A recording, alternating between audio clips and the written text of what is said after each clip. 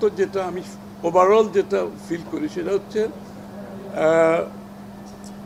বাজেটের সাইজটা যে বিগত সরকার যেভাবে বাজেটের সাইজ বাড়াতে বাড়াতে বাড়াতে যে জায়গায় নিয়ে গেছে সেটার সাথে বাংলাদেশের রাজস্ব আয়ের কোনো সম্পর্ক নেই, এক নাম্বার।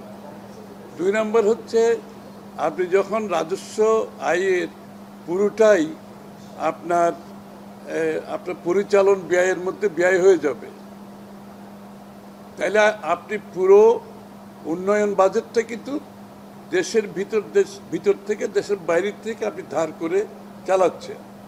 এবং তার ফলে যে সমস্যাটা হয় সেটা হয় কি, প্রথমত যে সরকার যখন দেশের ভিতরে অতিরিক্ত আপনি ঋণ নেয় দেশের ভিতর থেকে বাইরের থেকে, একদিকে বাইরের থেকে নিলে আপনার ঋণের বোঝা বাড়তে থাকে, দেশের মানুষকে সেটা দিতে হয় বছরের পর বছর, এবং সেটার ইন্টারেস্টের কারণে আপনার ডেভেলপমেন্ট ওয়ার্ক সাফার করে।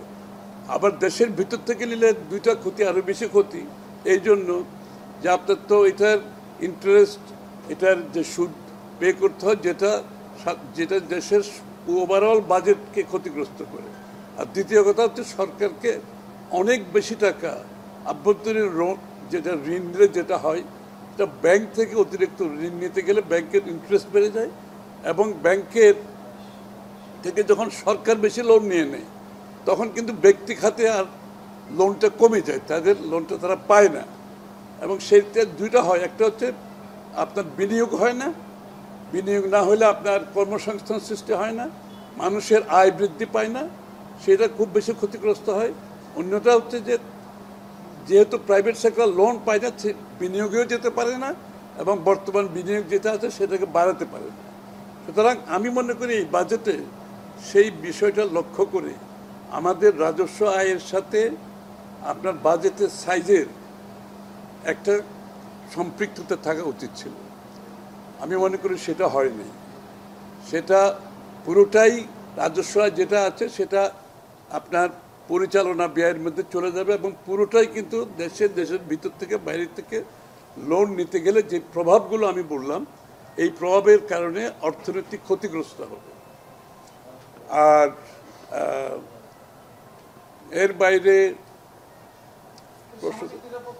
এটা আমি প্রথম ওভারঅল বিষয়টা বললাম, এটা অত্যন্ত গুরুত্বপূর্ণ। এটাই কিন্তু মূল বিষয়। অর্থাৎ আগের যেভাবে বাজেট চলে আসছে, মূলত সেখান থেকে আমরা খুব একটা সংখ্যার তারতম্য ছোটোখাটো হয়েছে, কিন্তু প্রিন্সিপালের যে বাজেটের যে প্রিন্সিপাল, ওই জায়গাটাই কিন্তু আমরা আগের মতো রয়ে গেছি। সুতরাং গতানুগতিক শব্দটা আমি বলতে চাই না, অনেকটা সেই জায়গা থেকে খুব একটা বেরোতে পারেনি। এই বাজেটের আপনার রাজস্ব আয়কে ভিত্তি করে আসলে বাজেট করা উচিত, তাহলে আপনার প্রাইভেট সেক্টরে মানি ফ্লোটা থাকলো, তার বিনিয়োগ থাকলো, এবং ইন্টারেস্ট রেটটা কমে আসলো, আপনার বিদেশ থেকে ঋণটা কমে আসলো, ঋণ সার্ভিসিং কমে যায়, সুদটা কম পেমেন্ট করতে হবে, কিন্তু সেই জায়গা থেকে আমরা খুব একটা সরে আসতে পারি নাই। সুতরাং আমি মনে করি এই মৌলিক জায়গাটাই গলতটা রয়ে গেছে।